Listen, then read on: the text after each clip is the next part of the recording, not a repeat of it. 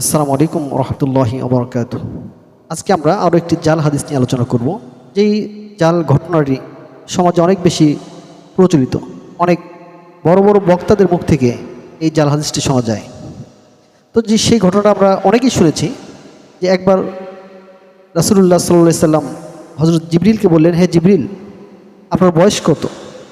জিবরিল ইসলাম বললেন, আমার বয়স কত তো আমি জানি না, তবে আমি আসমানে একটা তারকা দেখেছি।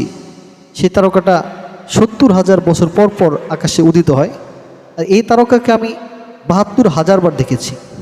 তাহলে আপনি বুঝে নিন যে আমার বয়স কত। তখন রাসূলুল্লাহ সাল্লাল্লাহু আলাইহি ওয়াসাল্লাম বললেন যে তুমি যে তারকাটা দেখতে সেই তারকাটা আমি ছিলাম। কথাটা খুবই মুখরোচক এবং এটা শুনলে সাধারণ শ্রোতারা সুবহানাল্লাহ বলে আশ্চর্য হয়ে যায়। কিন্তু এই ঘটনাটি কতটা দালিলিক এ বিষয়ে আমাদের দেখতে হবে। এই ঘটনা কুতুবি সিত্তা সহ কোনো প্রসিদ্ধ হাদিস গ্রন্থে, প্রসিদ্ধ ইতিহাস গ্রন্থে নেই। আর যে দু এক জায়গায় অখ্যাত কিছু বই আছে, এগুলোর কোনো সানদ নেই। আর সানাদ হলো ইসলামের অন্যতম ভিত্তি, যেটা অন্য কোনো ধর্মের নেই। হযরত আব্দুল্লাহ ইবনে উমর রাহিমাহুল্লাহ বলেছেন, আল ইসনাদু মিনাদ দ্বীন, সানাদ হলো দিন। লাউলাল ইসনাদ, যদি সানাদ না থাকতো, লাকালা মান শাআ মা শাআ, তাহলে যার যা ইচ্ছা তাই বলতো। এই জন্য দেখুন আমরা এখন এই ঘটনাটি এর কোনো সনদ আছে কি না। এটা সিরাতুল হালাবিয়াতে আবুল ফারাজ নুরুদ্দিন হালাবি তিনি এই ঘটনাটি নিয়ে এসেছেন। ঘটনাটার তাহকিক আমরা দেখি তিনি কীভাবে ঘটনাটা বলেছেন।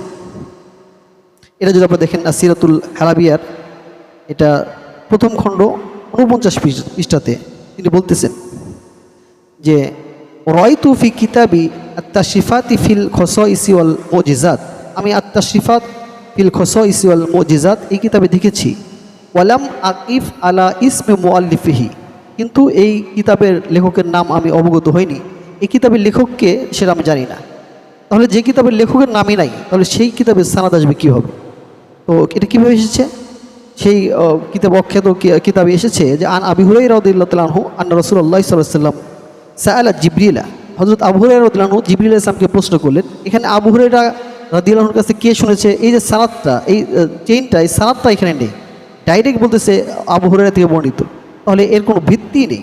তো কী বলছেন আমরা যদি দেখি যে রাসূলুল্লাহ সাল্লাল্লাহু আলাইহি ওয়াসাল্লাম জিবরিলকে জিজ্ঞাসা করলেন, হে জিবরিল, ইয়া জিবরিল, কাম উম্মিরতা মিনাস সিনিন, যে আপনার বয়স কত হয়েছে?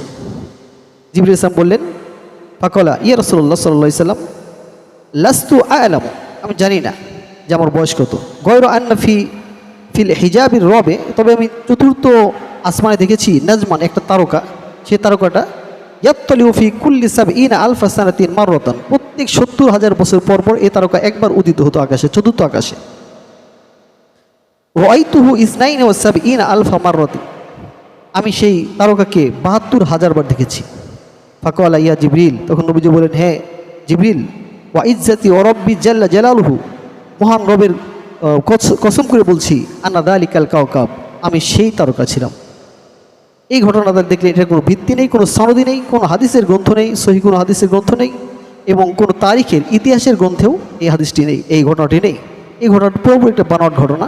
এই বিষয়ে আমাদের একজন প্রসিদ্ধ শাইখ তিনি বলেছেন, আব্দুল্লাহ ইবনে সিদ্দিক আল গুমারি রাহিমাহুল্লাহ তার কিতাব মুরশিদুল হাইর লি বায়ানি ওয়াদি হাদিস জাবের, এটার ৩৬ নম্বর খণ্ড ২২৭ পৃষ্ঠাতে বলেছেন, অরুয়া ফি বাদি কুতুবিল মাউলিদিন নবী, যে কিছু কিছু নবীজির জীবন বৃত্তান্তর কিতাবে বর্ণিত আছে। আন আবি হুরায়রা রাদিয়াল্লাহু তাআলা কল, হযরত আবু হুরায়রা থেকে বর্ণিত আছে, সাআলান নবী সাল্লাল্লাহু আলাইহি ওয়াসাল্লাম জিবরিল আলাইহিস সালাম ফাকালা ইয়া জিবরিল, এই ঘটনাটা আছে। এরপরে তিনি বলছেন যে এই যে ঘটনাটা, এই ঘটনাটা একদম স্পষ্ট একটা ভিত্তিহীন, আনাদালিকা কাওকাব ওয়াহাদা কিযবুন কবিহুন, এটা নবীজির ব্যাপারে একটা একদম মারাত্মক একটা মিথ্যা বানোয়াট কথা। কব্বাহাল্লাহু মান ওয়াদাহু ওফতারাহু, যে ব্যক্তি এই জাল হাদিস রচনা করেছে, আল্লাহ তাআলা তাকে অপমানিত করুন, তাকে লাঞ্ছিত করুন। তিনি স্পষ্ট বলেছেন যে এটা জাল হাদিস। এই যেই ঘটনার কোনো সানাদ নেই, এই সমস্ত ঘটনা থেকে আমাদের বিরত থাকতে হবে। দেখা যায় আমাদের অনেক বড় বড় প্রসিদ্ধ বক্তা, তারা দিনে ৩টা-৪টা করে মাহফিল করে, তারা কিতাব ঘাটার সময় পায় না। তাই এই সমস্ত মুখরোচক কথা যখন জনসমাজে বলে, তখন মানুষ বিভ্রান্ত হয়ে যায় যে এত বড় বড় হুজুর, এত বড় বড় আলেমরা কি মিথ্যা কথা বলতে পারে? আসলে যেই মিথ্যা কথা বলুক, সেটা যদি সানাদ না থাকে, সেটা কখনো গ্রহণযোগ্য হবে না। দারুল উলুম দেওবন্দে একবার উস্তাদ বলছিলেন যে যে কোনো মুসান্নেফ যে কোনো লেখকের কথাকে তোমরা তাহকিক করবে। তো ছাত্র বললো যে হুজুর, যার যদি ইবনু হাজার রহমতুল্লাহ যদি কোনো কথা বলে সেটাও তাহকিক করতে হবে? তিনি রেগে গিয়ে বলেন, ইবনু হাজার কেন, ইবনু জাবালও যদি বলে এরপর তাহকিক করতে হবে। এই জন্য তাহকিক ছাড়া কোনো কথা গ্রহণযোগ্য না। কারণ নবী সাল্লামের ব্যাপারে কোনো কথা বলা, এটা যদি সানাদহীন হয়, এটা খুবই গর্হিত এবং ভয়ঙ্কর একটা বিষয়। সুনান ইবনু মাজার 33 নম্বর হাদিসে নবী সাল্লাম বলেছেন, মান কাযাবা আলাইয়া মুতাআম্মিদান ফালইয়াতাবাওয়া মাকআদাহু মিনান নার। যে ব্যক্তি আমার ব্যাপারে মিথ্যা কোনো কথা বলবে সে যেন তার স্থানকে জাহান্নামে বানিয়ে নেয়। তাহলে কত বড় কঠিন বিষয়।